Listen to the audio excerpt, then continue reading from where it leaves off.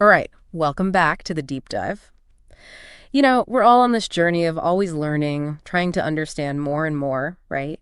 And today we're focusing on something that can really, I don't know, like supercharge all of that personal branding. Yeah. It's really all about like the experience people have when they think about you. And for you listening right now, with your, obvious thirst for knowledge and wanting to grow, a strong personal brand can really be a huge asset, no matter what you're focused on. Absolutely. It can be like a secret weapon. Yeah. We went deep into the research trying to distill the science behind what makes a personal brand really stand out. Yeah. And what we want to give you today are those really practical takeaways, those Yeah. aha moments, without getting lost in all the technical stuff. So it's really about like taking control. It's about deciding how you show up in the world, presenting what makes you valuable. It is. It's kind of like being your own like best PR person. Okay. Exactly. So where do we even start with defining and actually building this kind of intentional presence? It all begins internally,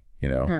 Before you even think about how the outside world sees you, you have to ground your brand in what it means to you. Mm-hmm. How does it connect to your goals? Yeah. And that means some serious self-reflection. So like what are the big questions that we should all be asking ourselves right now?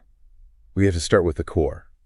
What gets you out of bed in the morning? What really lights you up? Yeah. And then what's the big picture for your brand? What kind of impact do you dream of making? Mm-hmm. Those internal anchors, those are what guide every step you take out in the world. It makes sense. It's like you got to build a solid foundation before you even think about the structure you're going to put on top of it. Yeah. Now, the stuff we've been diving into also really highlights something that can trip a lot of people up. Mm.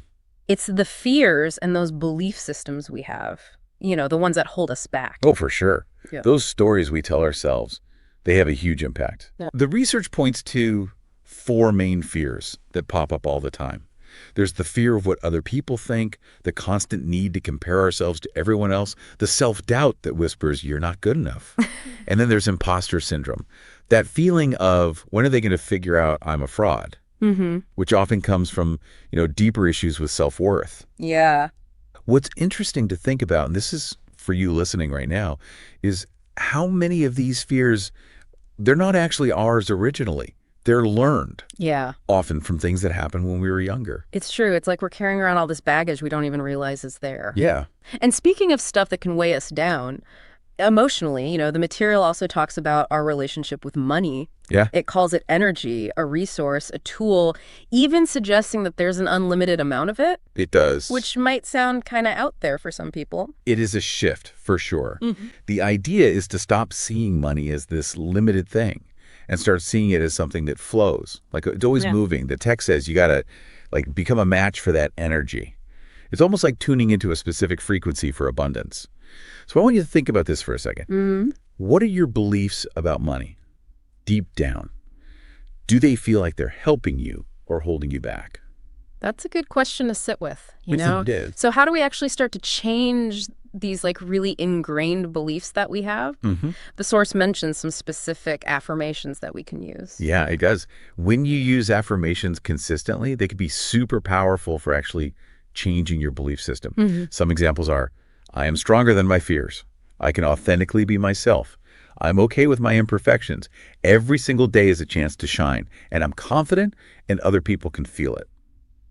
Don't just think of these as nice sayings, though. Yeah. They're actually disrupting those negative thought patterns in your brain. Yeah. Consistency is key here. And maybe try pairing affirmations with visualizations to really boost their impact. Think about this.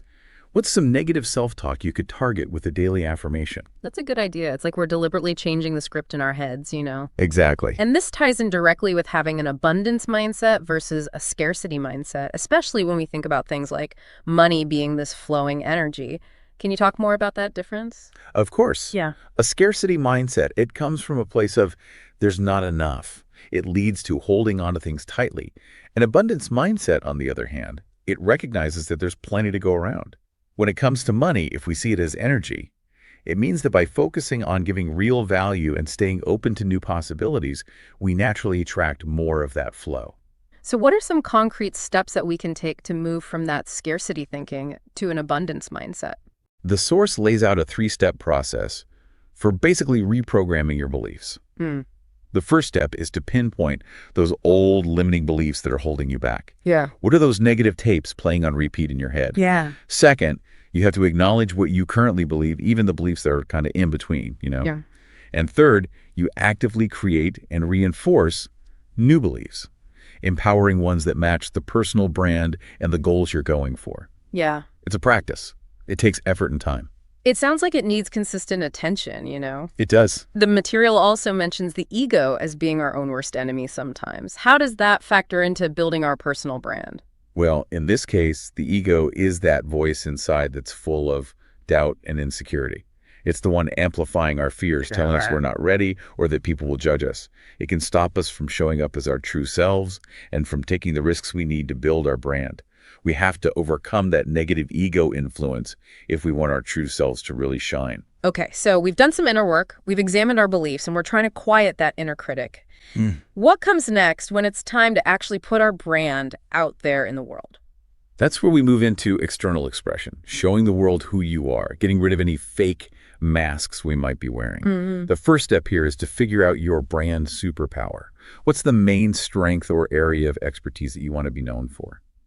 That sounds like an exciting process. It is. So how do we actually figure out what that superpower is?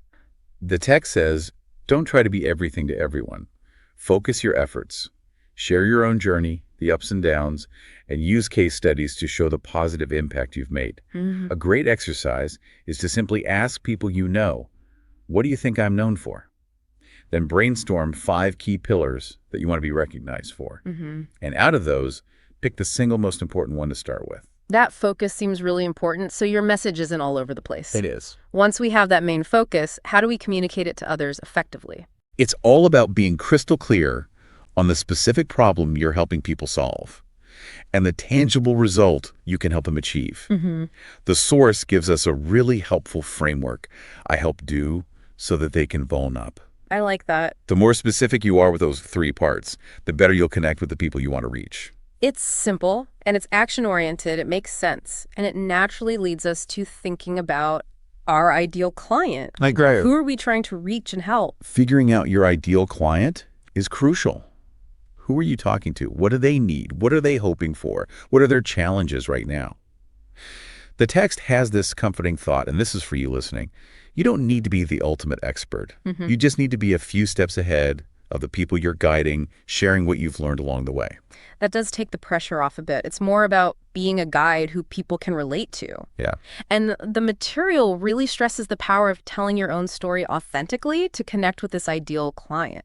It's so important. Sharing your journey, even the tough parts, creates a strong bond with the right people, the ones who resonate with your experience and your message. It means really understanding your ideal client's situation, their doubts, their fears, what they want, what they dream of, and especially what's frustrating them. So it's about showing them you get where they're coming from, creating that understanding. And it's good to remember that we don't have to be perfect. No, not at all. Being real will always beat trying to seem perfect. And it's just as important to know who your not clients are. Right. Figuring out who you're not trying to serve helps you refine your message and focus your energy where it matters. It's about setting those boundaries. Okay, so we've got internal clarity, we're being ourselves, and we know who we want to help. How do we make this concrete with a clear, compelling offer? What's the core promise we're making? Being totally clear on what you're offering is fundamental. The source asks you to consider these questions. What does your ideal client need that you can provide? How much are they willing to invest to solve that problem? And what are the big changes, the transformations, they can expect to see by working with you? Remember, people are investing in transformation, not just a product or service. Transformations, yeah, that's a powerful way to put it. So how do we communicate that potential for transformation in a way that resonates? Keep it clear and simple. Don't use jargon that will confuse people. Offering something like a money-back guarantee can build trust and make people less hesitant. And strategically creating a sense of urgency can encourage people to take action. What about showing value in different ways? The material talks about emphasizing time saved versus money saved. It all goes back to understanding your ideal client's main pain points. Right. Are they more worried about getting their time back or about the money they're spending? Highlighting the benefit that really hits home for them is really effective. And then there's offer stacking. That's combining different elements to create a more valuable package. So bundling things together strategically to make a stronger offer. Exactly. For someone just starting out with their brand, what kind of initial offer should they think about? The advice here is to start with one focused offer. It could be a low-priced course, a workshop, or a basic membership. The key is that the promise you're making and the result your clients will get are super clear. What problem are you solving for them? Simplicity, honesty in your delivery, attention to detail, and a strong, believable promise of what they'll achieve. That makes a lot of sense. Start focused and build from there. And it's encouraging to remember that everyone starts somewhere. Definitely. Let's talk about the money side of things. Okay. How do we price our expertise? Yeah. How do we figure out our worth? The source talks about 3 common models for service-based offerings. There's done for you, where you do everything. Done with you, where you guide and support. And do it yourself, like creating a guide or a self-paced program. Yeah. Thinking about which model excites you and fits your strengths is a good place to start. Then, consider what income you want to make in the next 90 days. That financial goal can help you figure out your pricing. So it's like working backward from our financial goals. Exactly. What about the different pricing levels we see out there? Well, lower-priced offers, usually under $1,000, tend to appeal to a wider audience. Higher-priced offers are for a more specific market that's willing to invest more for premium solutions or more personalized attention. It's always a good idea to get feedback from your target audience. Yeah. Ask them what they'd realistically pay to solve the problem you're addressing. Researching what your peers in the industry are charging can also give you valuable context. So it's about understanding the market, but also knowing your own value. Right. And the material emphasizes that what you charge is tied to your ability to get results for your clients. Absolutely. As you gain experience, improve your skills, and consistently deliver great value, you should definitely increase your prices. Your dedication to your craft and the positive impact you create, those directly affect how much you're worth. Okay, we've covered the internal stuff, how we present ourselves, making a clear offer, and thinking strategically about pricing.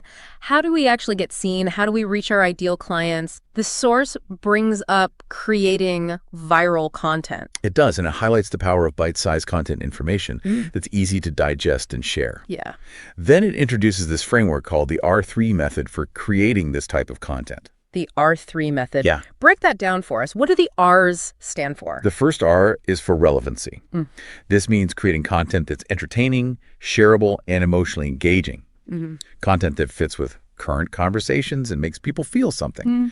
It also involves smartly using existing popular content formats, with credit, of course. So think about this. What are the trends or viral formats in your area of expertise? Could you add your own spin to a challenge or a meme? Always making sure to include valuable insight that relates to your brand. Right, tapping into what's already popular and making it your own. What's the second R? The second R is resonance, or elevating. It's about going deeper with your storytelling, sharing your own journey authentically, including the struggles. It's about connecting with your audience on a human level by being relatable and showing your vulnerability. You know, early on, I was really hesitant to share some of my struggles. Yeah. But when I did, the connection with my audience got so much stronger. That vulnerability, it creates real connection. Yeah. What's the final R? The final R is responsibility, or educating. This is about becoming a mentor, sharing the lessons you've learned, and consistently giving value through your knowledge and insights. So it's a mix of entertainment to get attention, real connection through storytelling, and valuable education to build trust. The source also gives some hands-on exercises for getting started with creating content, right? It does. It suggests writing down 5 key personal lessons you've learned that you think could help others, 5 compelling stories from your own experience, and 5 specific content ideas that fit with the R3 method. These exercises can give you a great starting point for your content strategy. That's awesome. We've covered a lot about building a personal brand, so what's the biggest takeaway for our listeners today? The main message is that building a strong personal brand is a complete journey. It starts with knowing your purpose and vision, then authentically showing your unique value to the world, and finally creating and offering valuable solutions that truly meet the needs of your ideal audience. And for you listening, always eager to learn and grow, understanding these fundamentals of personal branding can give you a real edge in both your work and your personal life. For sure. It's about taking control of your impact and using your strengths to reach your goals. So, as you think about how you present yourself to the world, I want you to think about this. Which of those four fears, fear of what others think, comparing yourself, self doubt, or imposter syndrome, resonates most with you right now? And what's one small step you can take today to challenge that fear as you think about building your brand? That's something to really consider. Thanks for diving deep with us.